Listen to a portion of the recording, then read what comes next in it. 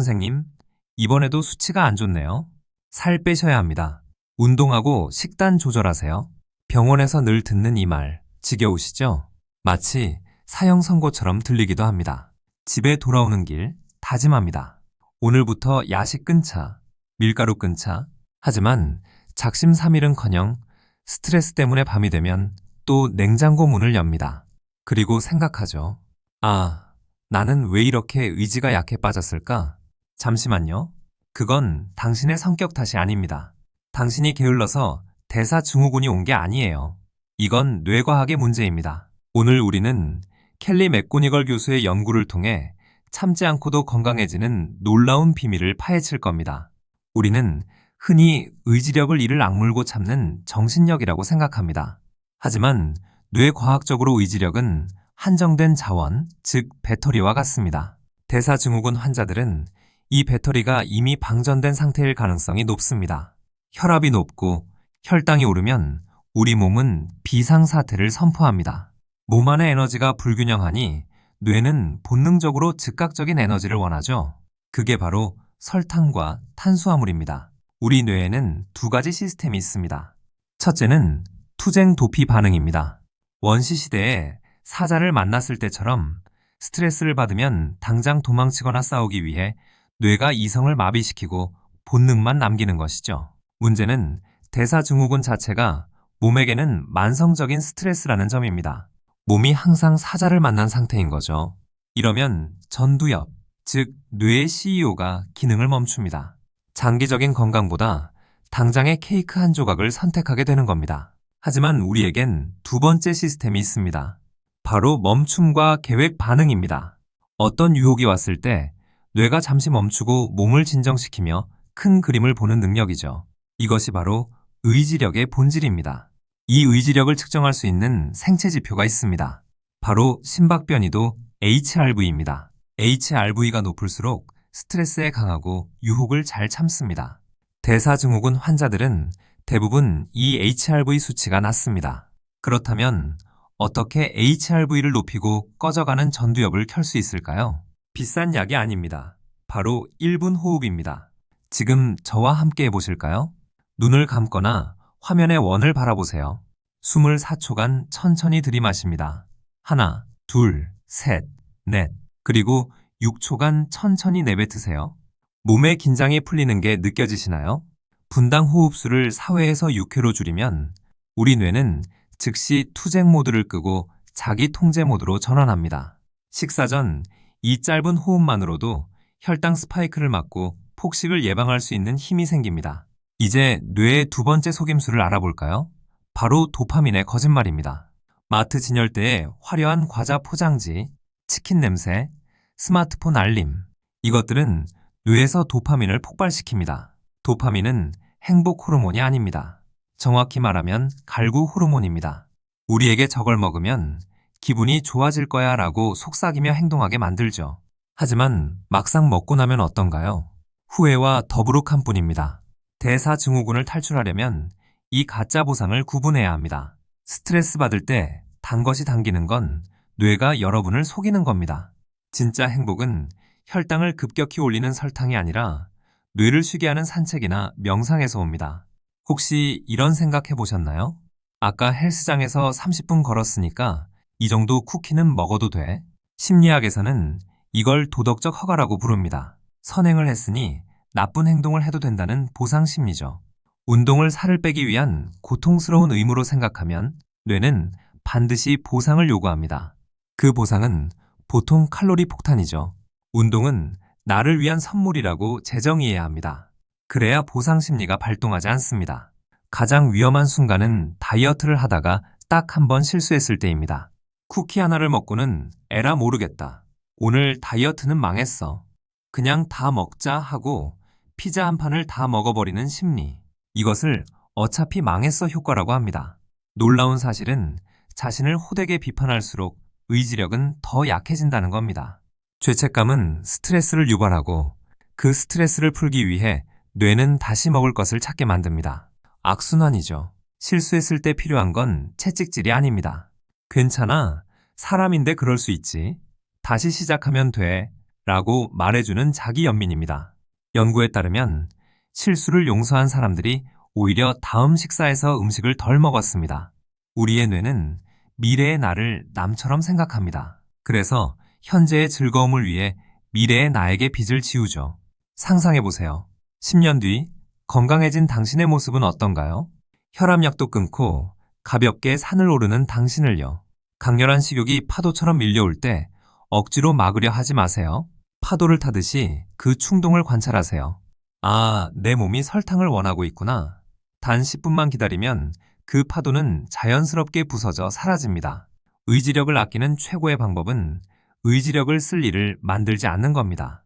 눈에 보이는 곳에 간식을 치우세요. 배고플 때 마트에 가지 마세요. 뇌가 유혹과 싸우느라 에너지를 낭비하게 두지 마세요. 마지막으로 가장 중요한 건 잠입니다. 수면 부족은 전두엽을 마비시켜 우리를 충동적인 상태로 만듭니다. 하루 7시간 이상의 수면은 그 어떤 다이어트 보조제보다 강력한 의지력 충전기입니다. 거창한 목표는 필요 없습니다. 식사 전 심호흡 3번, 자기 전 5분 명상, 나를 용서하는 말 한마디. 이 작은 뇌 훈련들이 모여 당신의 대사를, 당신의 삶을 바꿀 것입니다. 오늘 내용은 정보 제공을 위한 것입니다. 대사 증후군, 치료나 약물 조절은 반드시 담당 의사 선생님과 상의하셔야 합니다. 하지만 뇌를 내 편으로 만드는 이 습관들은 치료에 강력한 지원군이 될 것입니다. 당신은 의지가 약한 게 아닙니다. 단지 뇌 사용법을 몰랐을 뿐입니다. 오늘부터 자신을 탓하는 대신 천천히 숨을 쉬어보세요. 뱃살과의 전쟁이 평화로운 여정으로 바뀔 겁니다. 오늘 영상이 도움이 되셨다면 구독과 좋아요 부탁드립니다. 댓글로 나는 나를 용서합니다라고 적어보세요. 작은 선언이 변화의 시작입니다. 감사합니다. 참, 보너스 팁 하나 더 드릴게요.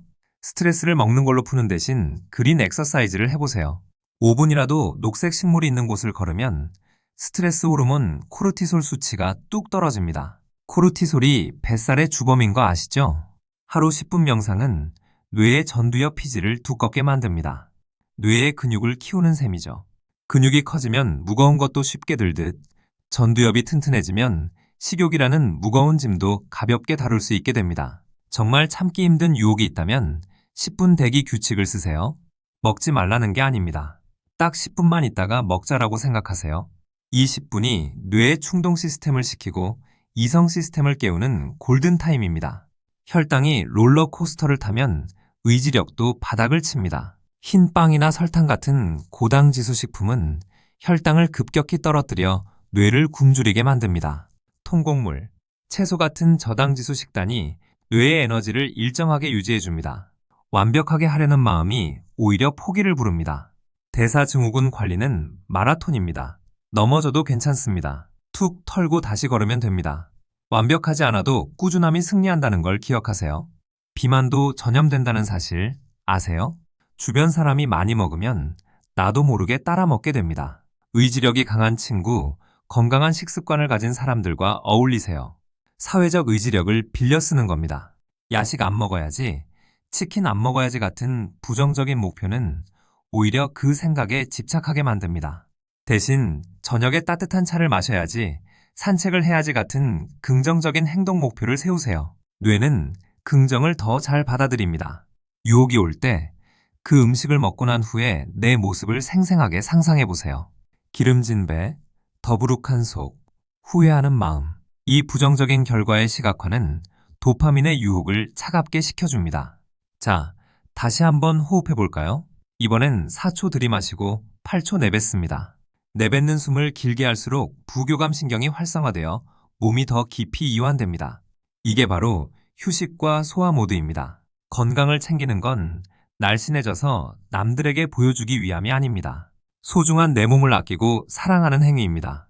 대사증후군 관리의 시작은 내 몸에 대한 미안함과 고마움에서 출발합니다. 오늘 무엇을 먹었는지, 어떤 감정을 느꼈는지 짧게 기록해 보세요.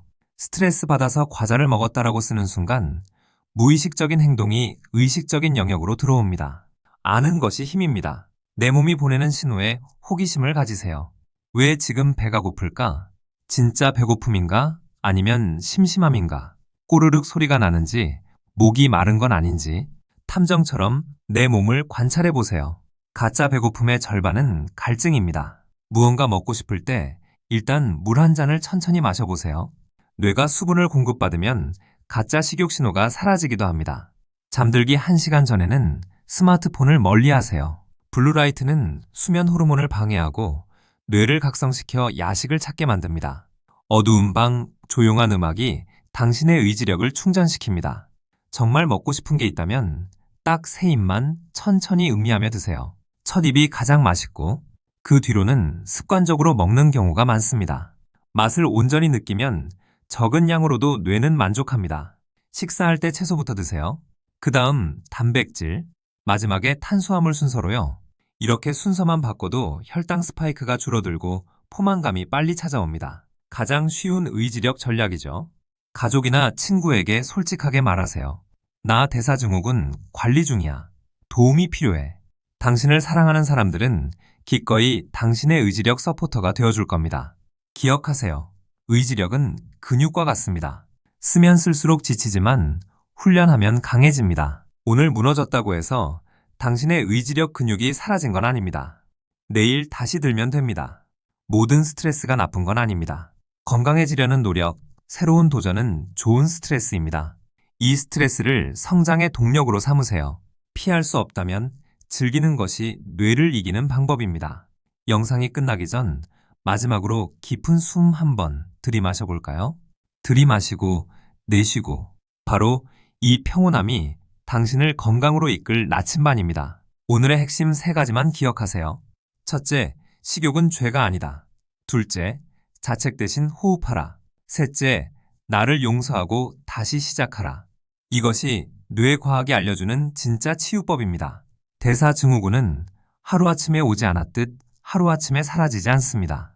하지만 방향만 맞다면 반드시 도착합니다. 당신의 뇌는 생각보다 훨씬 더 당신의 건강을 원하고 있습니다. 믿으세요. 이 영상이 여러분의 건강관리에 작은 영감이 되었길 바랍니다. 구체적인 식단과 운동 처방은 꼭 전문의와 상담하시기 바랍니다. 건강한 삶을 위한 여러분의 여정을 진심으로 응원합니다. 지금 바로 화면을 끄고 딱 1분만 눈을 감고 호흡해 보세요. 그 1분이 기적의 시작입니다. 다음 영상에서 더 건강한 모습으로 뵙겠습니다. 안녕히 계세요. 근데 진짜 치킨 냄새는 참기 힘들긴 해요.